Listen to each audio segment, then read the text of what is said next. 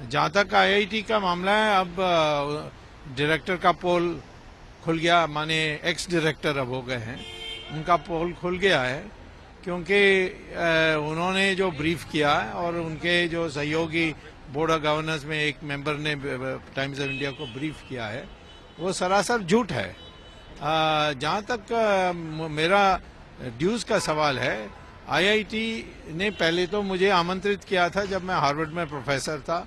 यहाँ के मैं फुल प्रोफेसर बना यहाँ आईआईटी दिल्ली में, और 3 साल की पढ़ाई के बाद उन्होंने मेरा सेवा को निवृत्त कर दिया, उसको रद्द कर दिया।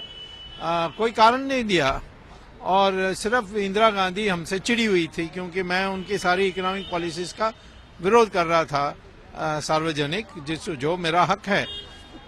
तो उस कारण से मैंने कोर्ट में गया, और कोर्ट में जाकर मैंने इसका चुनौती दी थी। 20 साल के बाद जीता।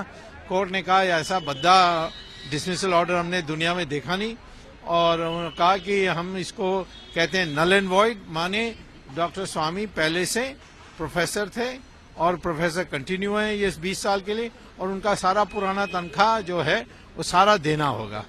उसके आधार पर हमने उनको मांगा, इन्होंने दुनिया भर की टेक्निकलिटीज करके डिले करते रहे। 2010 में मैंने केस डाला है, तो उस पर नोटिस सरकार को आई, तो सरकार ने पूछताछ की कि भाई जब कोर्ट ने कह दिया अब देना है तो आप क्यों नहीं दे रहे हो। इतना ही हुआ। डायरेक्टर कि क्योंकि वो मॉरिशस के मामले में फंसा हुआ है, इसीलिए उसने ये सारा किया है। A branch of the IIT in Mauritius, and so the explanation was called for him. He would have to resign because he violated the code of conduct as well as the IIT statutes. So I thought he being a congressman at heart, he decided to play victim and did this.